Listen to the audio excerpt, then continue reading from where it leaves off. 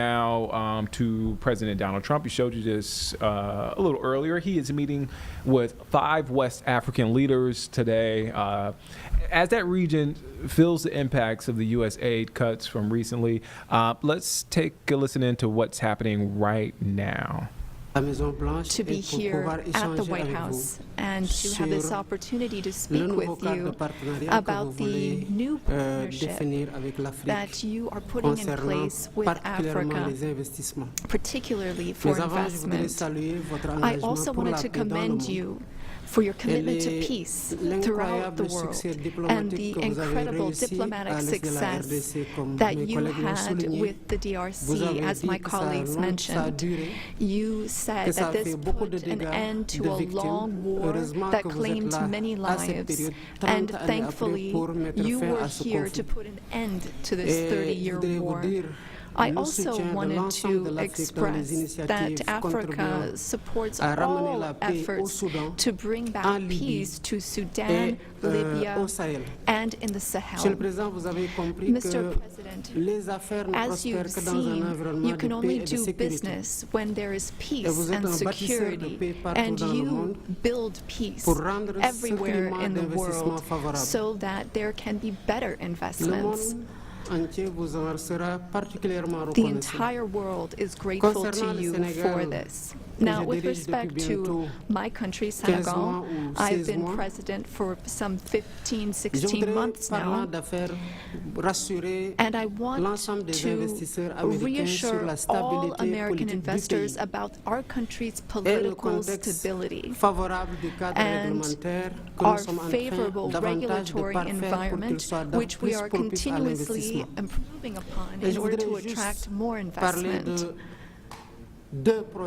I wanted to speak about 2 projects that I think are an exceptional opportunity.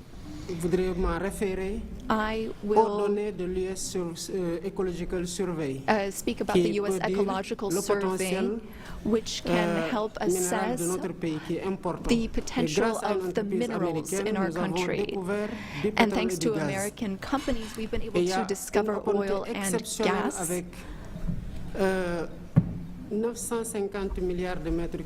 Some 950 billion cubic meters of gas that we can tap into in order to support our economy. And again, here we were able to do this with an American company. Another project I'd like to mention, and again, I would like to invite American investors to take part in this. It's for a digital city.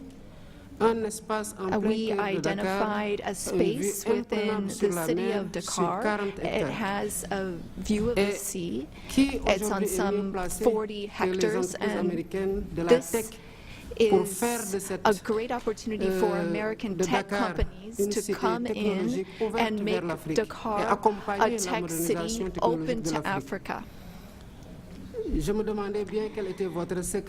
I was wondering what your secret was for resolving all these complex crises, and I know you are a tremendous golf player. Golf requires concentration and precision, qualities that also make for a great leader. Senegal has exceptional opportunities to offer, including in the area of tourism. So perhaps an investment could be made in a golf course in Senegal. It would just be 6 hours by flight from New York, from Miami, from Europe, or from the Gulf, and that would be an opportunity for you to show off your skills on the golf course too. Thank you for your attention, sir. Thank you very much. It's very nice. It's some way to show off my skills. It's a long trip to show off my skill, but that's really nice. And he's led a very interesting life. He looks like a very young person. He's a little older than he looks, but a fantastic job. He was treated very unfairly by his government, and he prevailed. And so congratulations on that. Really, congratulations. A great job. And you've all done a fantastic job. And so we'll be talking to you as we have the meal. Do you want to ask any questions, please? Where's my reporter from Africa? There you are. How are you? I'm fine, thank you, Mr. President. Very famous in Africa. Okay? Thank you, thank you. Thank you. I have one question for the African presidents and one question for President Trump. As you can see, Mr. President Trump, all the African presidents are very happy with your efforts to bring peace in the Democratic Republic of the Congo. My question to you is, today you are making history by receiving 5 African presidents and showing the interest of the United States to collaborate and to work close with the African nations.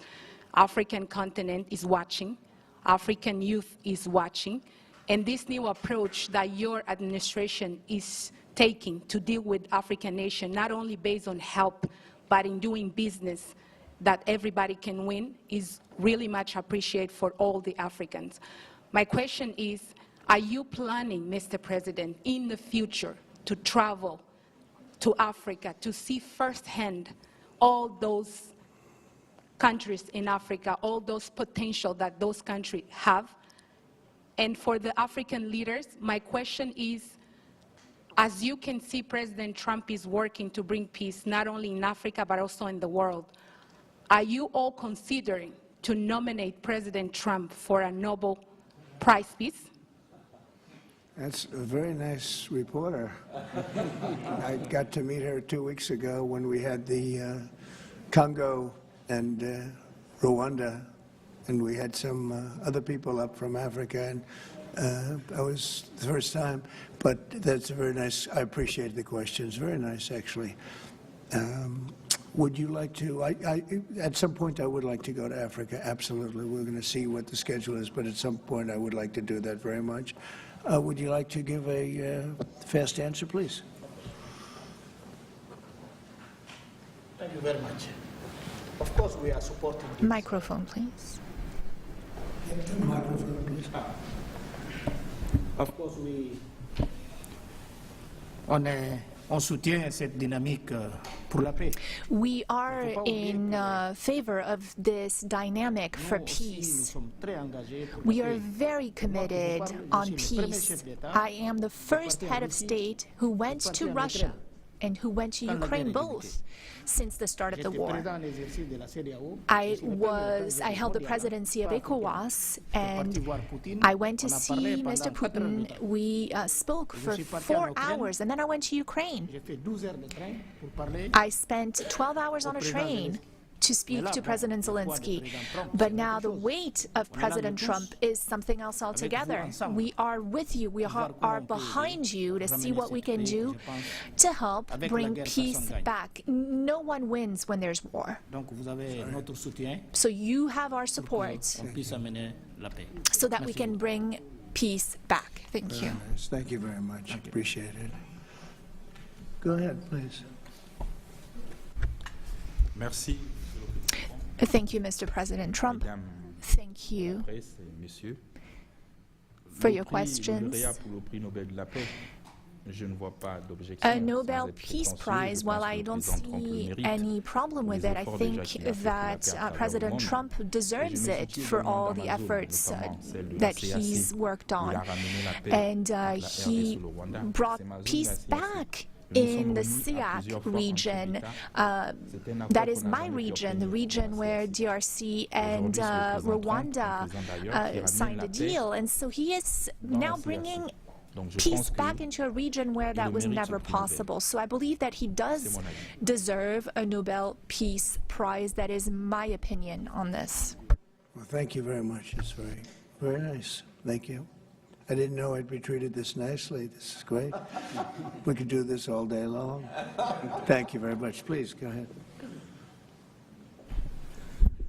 Mr. President, I believe that we have to continue to support America in the strength to be able to bring about peace in the world. America is a melting point and also a country that we all look forward to. And I want to encourage you, because without peace, we can't have a world to live in. And we stand with you on that. Right. Thank you. Well said. Please. Thank you, Mr. President, and thank you for your question. Very important question indeed. Forgive me for saying this, but unfortunately, I don't really understand, I don't know how things work when it comes to Nobel Prizes, but I can guarantee you that Mauritania would never be opposed to President Trump receiving a Nobel Peace Prize, because he's already working very hard in favor of peace throughout the world, with no distinction, no regard to what continent it's on, and he's working on areas where there are tensions everywhere, and he's committed towards peace, and our world needs more peace. Thank you. Thank you very much. Thank you. Thank you very much. The jury will decide. It's not a matter of voting amongst our countries, but what is for sure is that the results and the work has been done in such a short amount of time show that you would be a good recipient. And I'm sure that the jury sees that, and the rest of the world sees it as well and understands it. When the time comes, I think everyone will see that it is a deserved prize. Congratulations on what you've done so far. If we took a poll, I think you would be very far ahead in those polls. Thank you very much. Very nice. All of you, thank you very much. I appreciate it. Peter? Thank you, President Trump. James Comey and John Brennan, now under criminal investigation related to the Trump-Russia probe. Do you want to see these two guys behind bars? Well, I know nothing about it other than what I read today, but I will tell you, I think they're very dishonest people. I think they're crooked as hell, and maybe they have to pay a price for that. I believe they are truly bad people and dishonest people. So whatever happens, happens. And now, a few weeks after the strikes that you ordered on the nuclear facilities in Iran, there is an Iranian official who says you, President Trump, have done something that he can no longer sunbathe in Mar-a-Lago. As you lie there with your stomach to the sun, a small drone might hit you in the navel. It's very simple. Do you think that's a real threat? And when is the last time you went sunbathing anyway? It's been a long time. It's been a long time. I don't know. Maybe I was around 7 or so. I'm not too big into it. Yeah, I guess it's a threat. I'm not sure it's a threat, actually, but perhaps it is. And on one other subject, two Democratic senators now, Cory Booker and Alex Padilla, have a new bill out. They want to require CBP and ICE officers to have legible IDs, and they don't want CBP or ICE officers covering their faces. Would you ever sign that? Well, they wouldn't be saying that if they didn't hate our country, and they obviously do. I'm surprised that they would do it, knowing a little bit about them. I don't know them well, but these officers are doing a tremendous job. They're great patriots. If you expose them because of statements like have been made by Democrats and others on the left, usually, mostly, I think probably exclusively, you put them in great danger, tremendous danger. And it's sort of funny when people picket in front of Columbia, in front of Harvard, and they have masks on, more than masks. I mean, you can't see anything. Nobody complains about that. But when a patriot who works for ICE or Border Patrol puts a mask on so that they won't recognize him and his family, so they can lead a little bit of a normal life after having worked so hard and so dangerously. There's a problem with that. So they have this is the problem with the Democrats. They have a lot of bad things going on in their heads. They've really become they've lost their confidence, number one, and they've become somewhat deranged. I want to do whatever's necessary to protect our great law enforcement people, and they are right at the top of the list. And your agriculture department also announced this week that they are going to start limiting Chinese ownership of American farmland. Why do you think that the Chinese have been buying up all this farmland in our country so close to military installations? Well, I don't want to get into that. I have a very good relationship with President Xi. We're going to see, and I'm going to, they're going to be making a recommendation to me, but we have a very good relationship. As you know, they're paying a lot of tariffs to the United States now, and so I'm not going to get into that right now. Yeah, please. Yesterday, the Wall Street Journal reported that the White House was weighing whether to send another Patriot air defense system to Ukraine. Can you confirm that reporting? They would like it. They've asked for it. They're very rare indeed, because a lot of systems have been sent to Ukraine. But they would like to. You're watching Live Impact News on WCNC Plus. I'm Nick Sturdivant. The time is now 1:30. Thank you again for staying with us here on Live Impact News. All right, so right here, you're watching live as President Donald Trump. He is taking questions, and right now he's actually hosting 5 West African leaders for a lunch there. Again, he is taking questions from reporters as we speak.